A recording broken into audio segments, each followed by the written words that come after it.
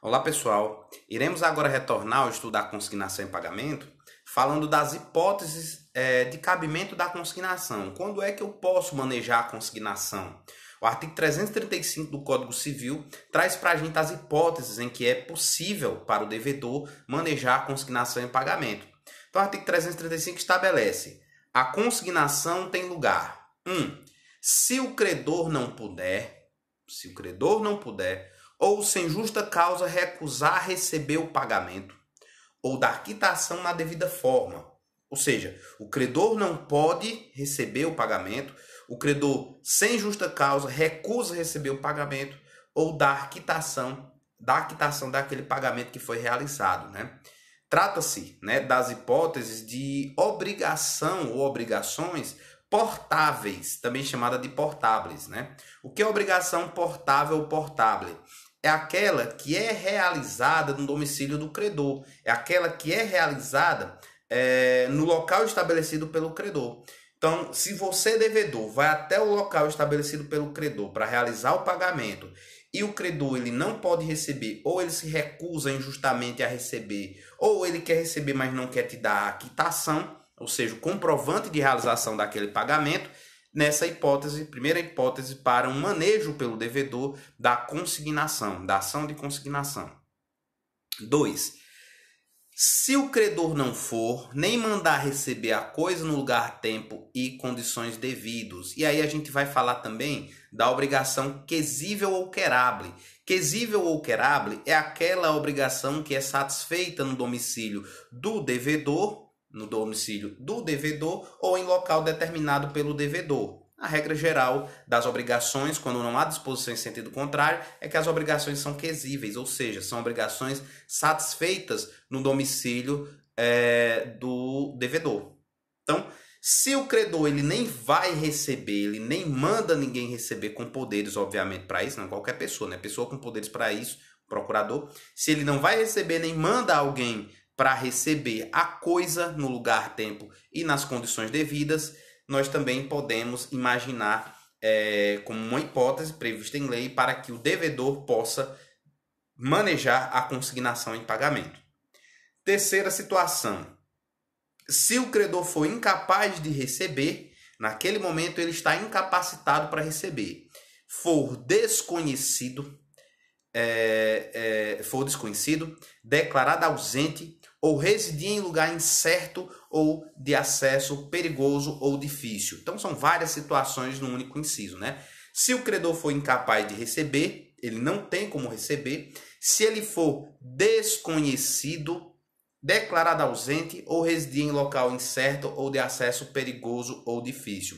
Credor desconhecido. Vamos imaginar uma situação de credor desconhecido, né, que às vezes pode acontecer na prática, que é a hipótese do cheque ao portador. Imagine um cheque emitido ao portador, que você não... Um cheque emitido ao portador, um cheque que houve uma transferência de uma pessoa para outra. Imagine, você transfere, você faz o pagamento de uma compra com um cheque, você não nomeia o cheque, não coloca o cheque nominal. Você deixa o cheque ao portador e entrega ao vendedor. Aquele vendedor tem outras negociações com outros fornecedores e ele passa aquele cheque seu em diante. E aquela pessoa que recebeu o cheque já passou para outra, que já passou para outra. Isso faz parte, inclusive, da característica que vocês lembram, né, dos títulos de crédito, que é a cambiariedade, que é essa negociabilidade dos títulos de crédito. Então, o título de crédito ele tem sim essa característica de ser transmissível, certo? Imagine que o cheque ele ficou datado para um determinado dia, para o pagamento ser realizado. Quando chega naquele dia, você deixa o saldo disponível em sua conta corrente, só que o cheque ele não é cobrado pelo credor.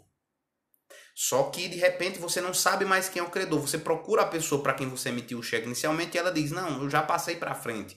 Eu não sei sequer para quem foi que eu realizei a transferência daquele cheque. E aí o credor ele se torna, para o devedor, desconhecido. Credor desconhecido não realizou, ele não foi realizar, não foi buscar o pagamento na forma, no tempo, no lugar devido, né, no banco, naquela data estabelecida.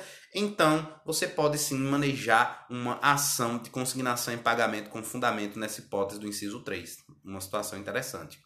4. Se ocorrer dúvida sobre quem deva legitimamente receber o objeto do pagamento, imagine que o credor daquela obrigação, ele falece e ele deixa alguns herdeiros. De repente, 2, 3 herdeiros aparecem para cobrar aquela quantia. E nenhum se demonstra seu inventariante. E aí você não sabe a quem paga. Está na dúvida justa, legítima, de quem deve receber aquele pagamento? Ação de consignação em pagamento. E 5, se pender litígio sobre o objeto do pagamento. O objeto do pagamento em si está em litígio e você não sabe a quem realizar o pagamento, e aí você acaba aqui realizando também a consignação. Seria mais uma possibilidade de consignação, ok?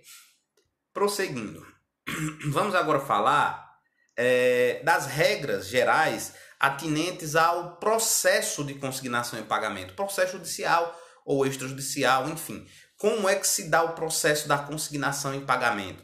Vamos ver as regras gerais a partir de agora. Primeiramente, a gente já deve ressalvar que a consignação em pagamento ela possui diversos procedimentos regulados em leis, em diversas leis. Só para citar as três, diríamos assim, as 3 principais situações que a gente se defronta na prática civil, a gente pode falar no regulamento do próprio Código de Processo Civil, artigos 539 a 549, que a gente vai estudar aqui de forma detalhada, a própria lei do inquilinato também, a lei 8245/91, que vai falar também, traz regras específicas também sobre a consignação, no artigo 58, principalmente no artigo 67, são algumas regras que acabam alterando ou adequando o procedimento geral previsto no CPC, que a gente tem que ter cuidado nesse processo aqui de aprendizagem.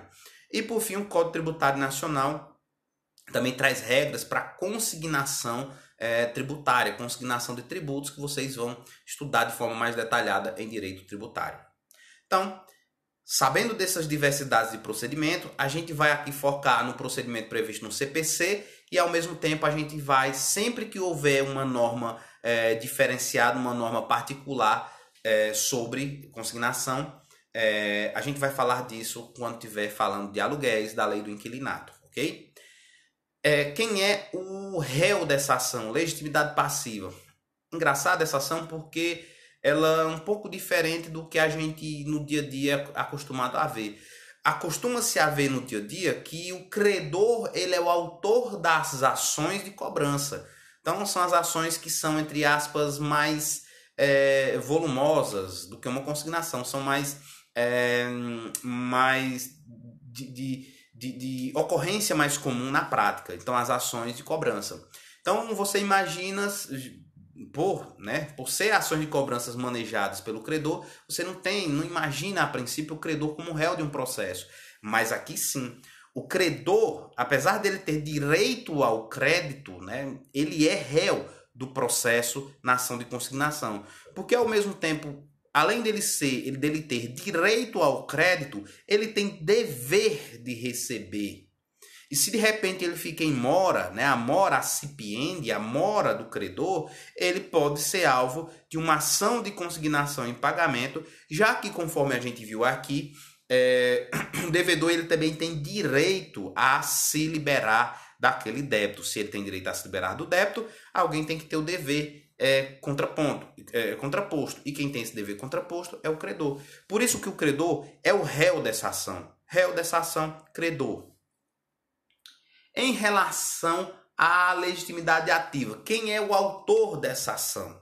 Artigo 539 do CPC diz, nos casos previstos em lei, poderá o devedor ou terceiro requerer, com efeito de pagamento, a consignação da quantia ou da coisa devida. Olha que situação interessante.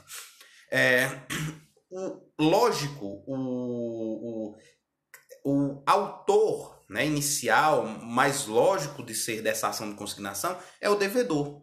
Quem é o maior interessado em se eximir do débito? É o próprio devedor. Então, o próprio devedor é quem vai, via de regra, realizar o pagamento e, via de regra, realizar, se houver a necessidade, a consignação em pagamento. Mas vocês viram que o artigo 539 do CPC já faz a ressalva. Poderá o devedor ou terceiro. Então, um terceiro que não seja devedor, ele pode também figurar como autor da consignação em pagamento. Ele pode fazer o pagamento ou ele pode requerer a consignação em pagamento. Jânio, mas quem é esse terceiro? O que é esse terceiro? Não, terceiro, inicialmente, a gente tem que entender como aquele estranho à relação crédito-débito. Então, você tem a relação entre credor e devedor, crédito-débito, essa relação inicial. E você tem o terceiro, uma pessoa que, a princípio, não está configurada, não está dentro dessa relação jurídica, dessa ligação feita entre credor e devedor. Mas existem, diversas formas de terceiro. Existe, a princípio, o terceiro interessado e o terceiro não interessado. O que seria o terceiro interessado? Terceiro interessado é aquele que tem interesse jurídico naquela demanda. É aquele que tem uma ligação também com aquela relação. Olha, ele não é credor e ele não é devedor.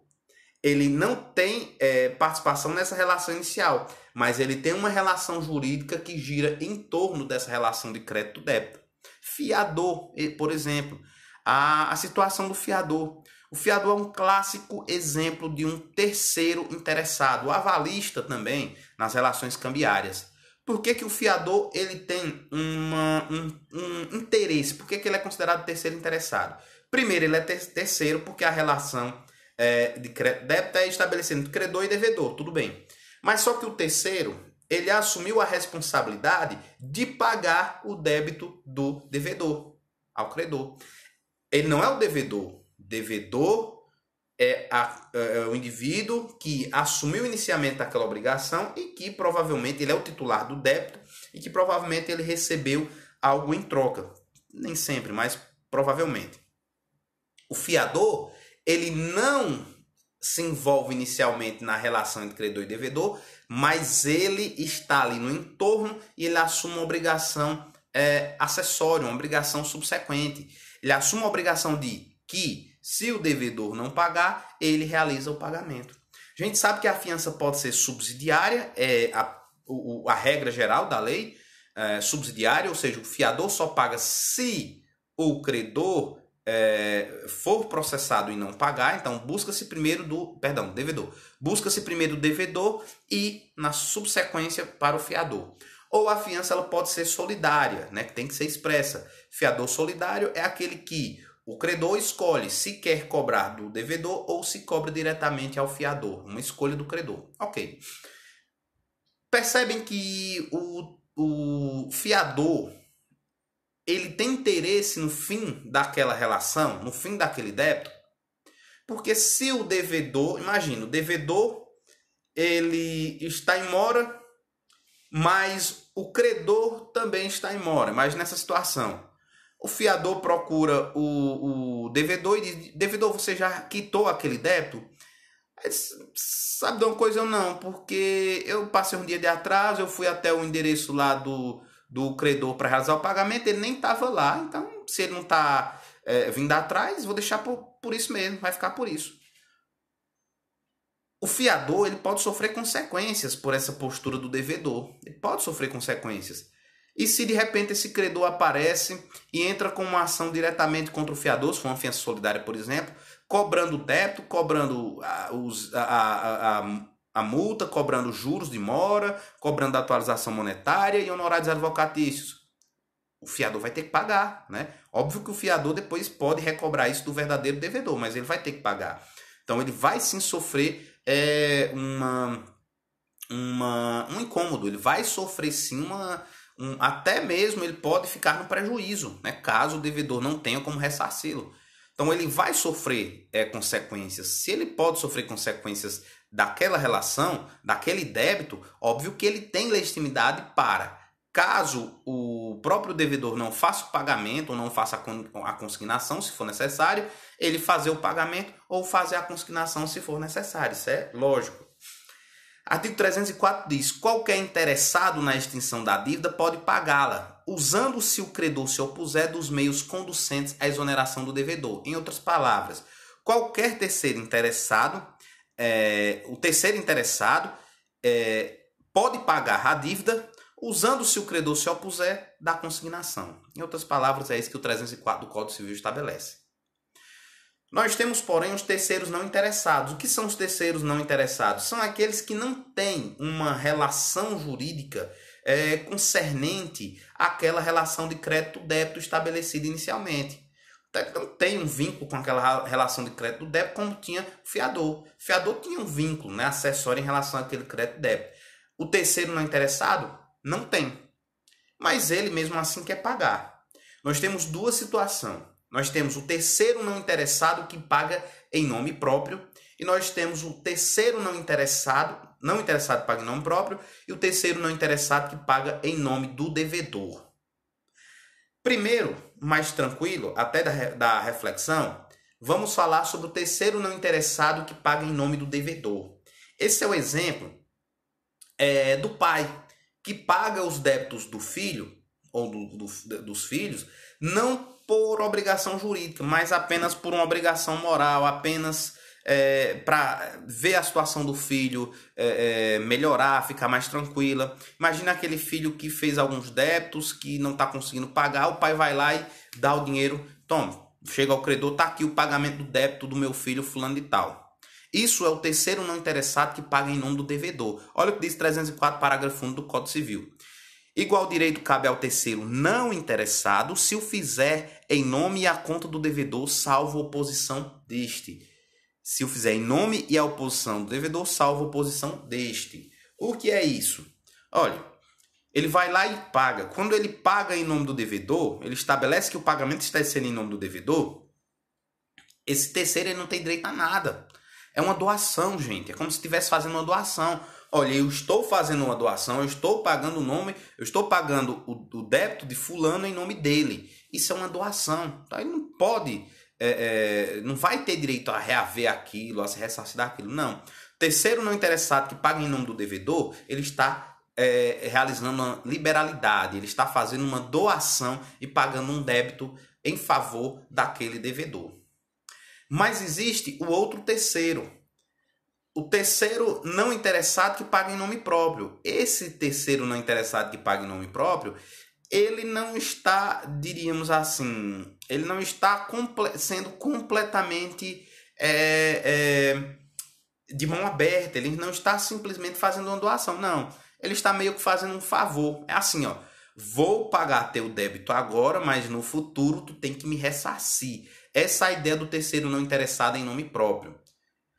Quem é que pode fazer isso? A princípio, qualquer pessoa. Qualquer pessoa pode pagar os débitos da outra em seu próprio nome. O terceiro pagar em seu próprio nome, nome do terceiro, e depois reaver aquilo que pagou. Mas óbvio que a lei vai trazer algumas condicionantes. Ou seja, não é qualquer pessoa saindo atrás de pagar sem qualquer critério.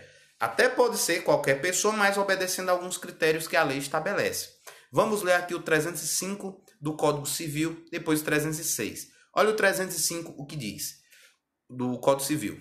O terceiro não interessado que paga a dívida em seu próprio nome tem direito a reembolsar-se do que pagar, mas não se subroga nos direitos do credor. O que é que está querendo dizer, Jânio? Está querendo dizer o seguinte: se eu sou um terceiro não interessado, se eu pago o débito do devedor em meu nome, o recibo é feito no meu nome terceiro, eu tenho o direito de me reembolsar do que eu paguei.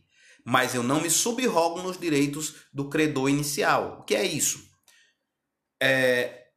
Eventualmente, o credor inicial poderia ter privilégios. Ele poderia ter uma garantia hipotecária, por exemplo. Ele poderia ter um imóvel dado pelo devedor em seu favor, caso não pagasse o débito. Chega lá o terceiro e realiza o pagamento, o terceiro não interessado. Esse terceiro não interessado, ele que paga em nome próprio, ele tem direito de receber o que pagou de volta. Olha, devedor, estou pagando seu débito, aquele seu débito diante do credor está tranquilo, mas eu quero receber meu dinheiro de volta. Certo, ele pode recobrar aquilo que pagou, só que ele não tem os mesmos direitos e as mesmas garantias que o credor inicial tinha. Caso diverso, acontece o terceiro interessado. O terceiro interessado, aquele fiador, quando realiza o pagamento, ele recebe os mesmos direitos, as mesmas garantias que o credor inicial tinha. Ele se subroga nos direitos do credor. Isso é a subrogação que vocês viram lá em obrigações. Então, o terceiro interessado, ele se subroga nos direitos do credor. O terceiro não interessado que paga em nome próprio, ele tem direito a ser reembolsado, mas ele não se subroga nos mesmos direitos, nas mesmas garantias que tinha o credor inicial. E o parágrafo único diz: se pagar antes de vencida a dívida, o terceiro não interessado só terá direito ao reembolso no vencimento. É claro, se ele resolveu pagar antecipadamente, o problema é dele, ele só pode se reembolsar a partir do vencimento, ok?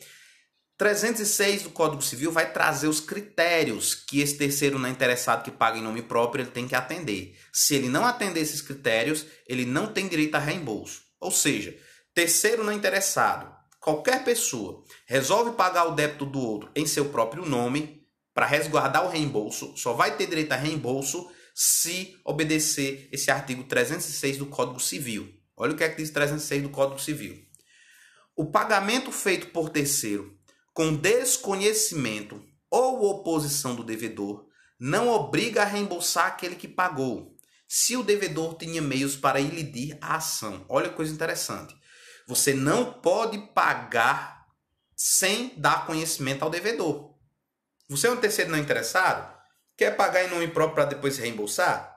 Primeira coisa, você tem que comunicar ao devedor. Devedor, sei que você está devendo, vou pagar o seu débito.